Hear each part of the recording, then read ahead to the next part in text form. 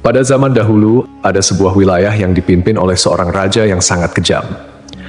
Raja itu memiliki kekuasaan mutlak, luas, dan tak terbatas.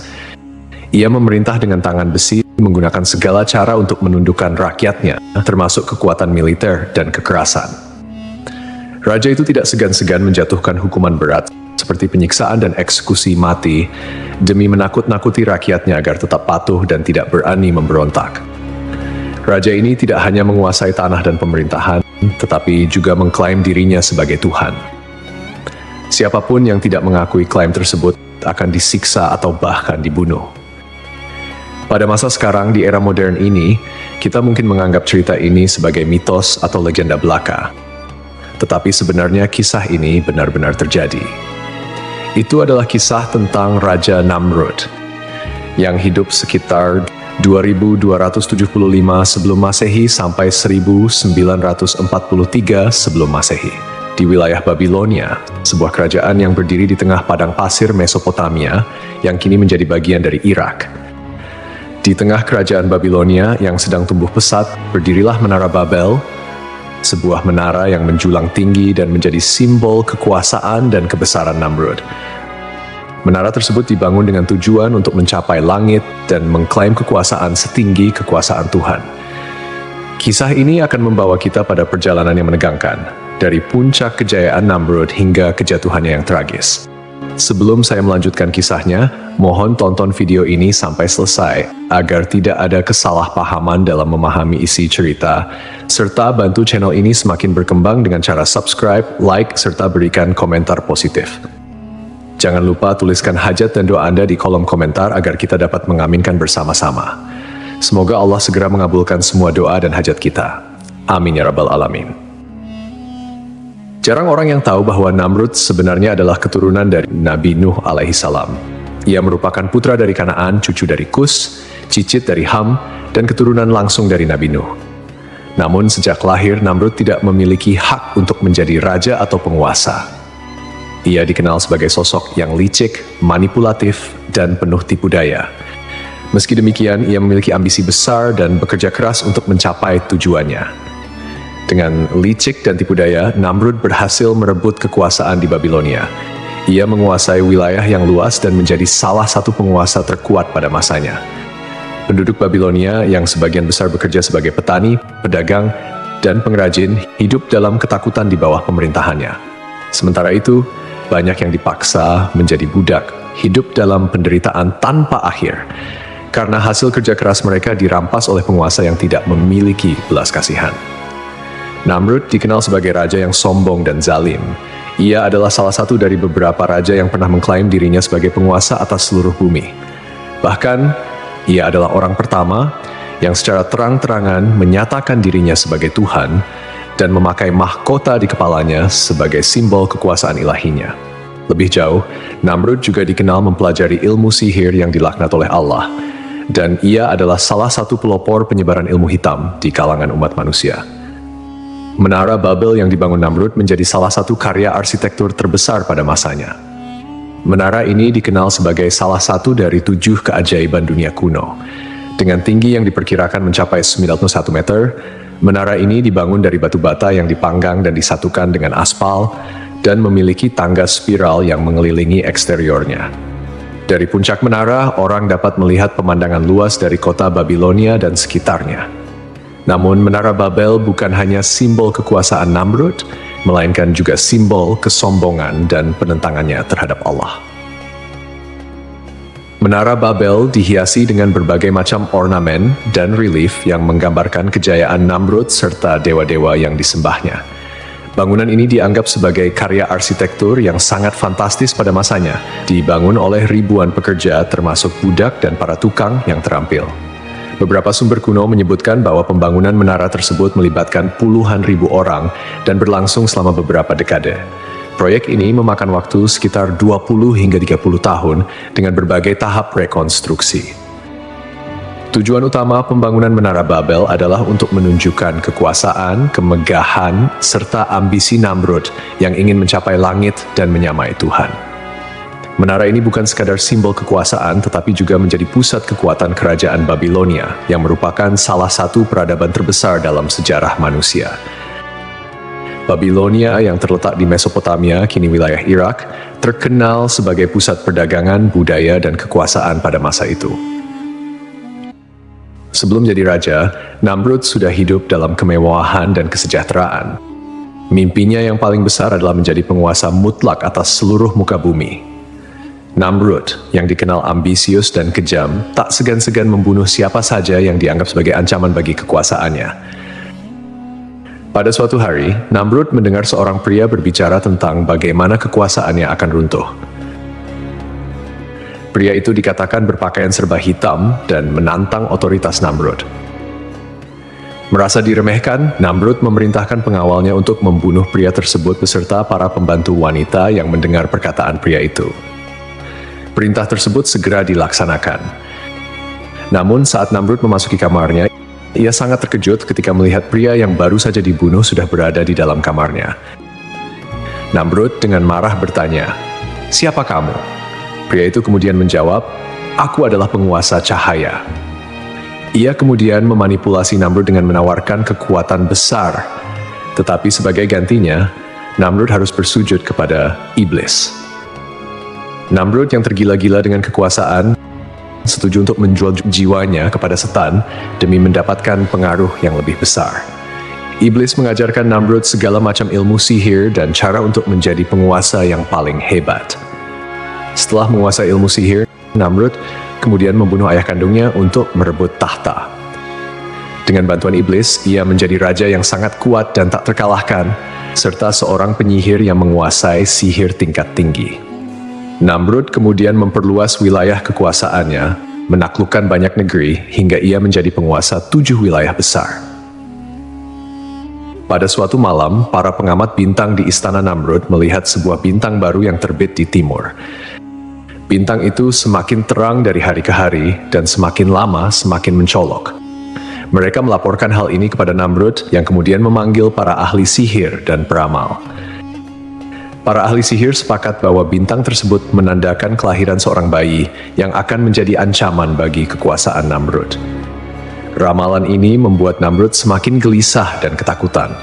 Ia melihat kelahiran bayi tersebut sebagai ancaman nyata bagi kekuasaannya. Maka Namrud memerintahkan agar semua bayi laki-laki yang baru lahir di kerajaannya harus dibunuh. Salah satu pengikut setia Namrud, Azar, yang juga merupakan ayah dari Nabi Ibrahim alaihi salam, baru saja dikaruniai seorang anak laki-laki. Namun, Azar tidak tega menyerahkan anaknya kepada Namrud. Oleh karena itu, ia menyembunyikan Ibrahim kecil di sebuah gua agar selamat dari pembantaian. Meskipun disembunyikan di gua, Nabi Ibrahim tidak sendirian. Allah dengan kekuasaannya yang maha besar memberikan mukjizat untuk menjaga Ibrahim yang masih bayi. Diriwayatkan bahwa dari jari-jari mungil Ibrahim, Allah mengeluarkan susu yang cukup untuk memenuhi kebutuhannya sehari-hari. Ibrahim kecil menghisap jarinya sendiri untuk mendapatkan makanan yang dibutuhkannya. Dan dengan izin Allah, ia tumbuh sehat dan kuat meski berada dalam kondisi yang sangat sulit. Tahun demi tahun berlalu, dan Ibrahim tumbuh dalam perlindungan Allah yang penuh keajaiban. Setelah dewasa, Ibrahim diutus oleh Allah sebagai nabi untuk menyeru kaumnya agar meninggalkan penyembahan berhala dan hanya menyembah Allah. Ibrahim pun menjadi penantang utama kekuasaan dan kezaliman Namrud. Ketika kekeringan melanda kerajaan Babilonia dan rakyatnya datang memohon bantuan dari Namrud, Nabi Ibrahim juga hadir di tengah-tengah mereka. Di hadapan Namrud, Ibrahim bertanya, "Siapakah Tuhan yang sebenarnya?"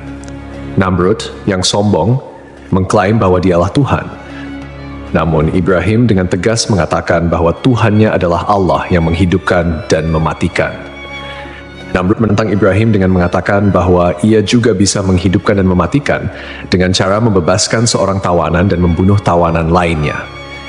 Ibrahim kemudian menantangnya, "Jika kamu memang Tuhan, buatlah matahari terbit dari barat."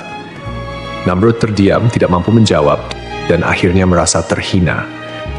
Namrud suatu hari memanggil Nabi Ibrahim ke hadapannya. Ia ingin menunjukkan kekuasaannya dan menantang Ibrahim. Untuk membuktikan bahwa ia juga bisa menghidupkan dan mematikan, Namrud memerintahkan 2 orang pria dibawa ke hadapannya. Salah satu dari mereka dibunuh, sementara yang lain dibiarkan hidup. Lalu Namrud berkata kepada Ibrahim, "Lihatlah, aku juga bisa menghidupkan dan mematikan." Namun, Nabi Ibrahim alaihissalam dengan bijak menjawab, "Kalau begitu, hidupkanlah kembali orang yang telah kamu bunuh."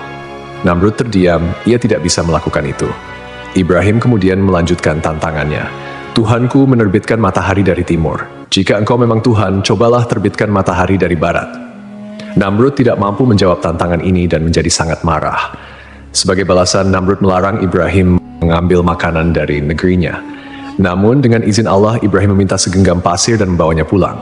Pasir itu, berkat mukjizat dari Allah Subhanahu wa Ta'ala, berubah menjadi makanan lezat yang cukup untuk keluarganya. Nabi Ibrahim mulai menjalankan misinya untuk mengajak umatnya menyembah Allah dan meninggalkan penyembahan terhadap Namrud serta berhala-berhala yang mereka puja. Namun, umat Namrud menolak dan terus menyembah berhala. Suatu hari, ketika orang-orang meninggalkan kuil, Ibrahim menghancurkan semua berhala kecil dan menyisakan satu berhala yang paling besar. Ketika penduduk kembali dan melihat berhala-berhala mereka hancur, mereka membawa Ibrahim kepada Namrud untuk diadili. Namrud dengan penuh dendam memerintahkan Ibrahim dibakar hidup-hidup.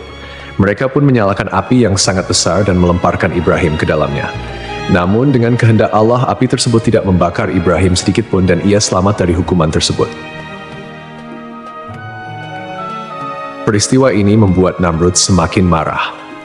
Orang-orang mulai meragukan kekuasaan Namrud dan beralih kepada kepercayaan Ibrahim. Merasa kekuasaannya terancam, Namrud meminta bantuan kepada iblis. Iblis mengatakan bahwa Ibrahim adalah setan yang kebal terhadap api dan menyarankan Namrud untuk menggunakan cara lain. "Namrud, aku telah kalah berkali-kali dengan Ibrahim, dia terus menghina kekuasaanku dan sekarang rakyat mulai meragukan kebesaranku. Aku adalah raja dunia, tapi mengapa aku tidak bisa menundukkan seorang Ibrahim? Kekuasaanmu besar, tetapi engkau hanya kalah karena engkau belum menggunakan semua cara. Ibrahim bukanlah seorang manusia biasa. Ia dilindungi oleh kekuatan yang tidak bisa engkau lawan dengan kekuatan fisik.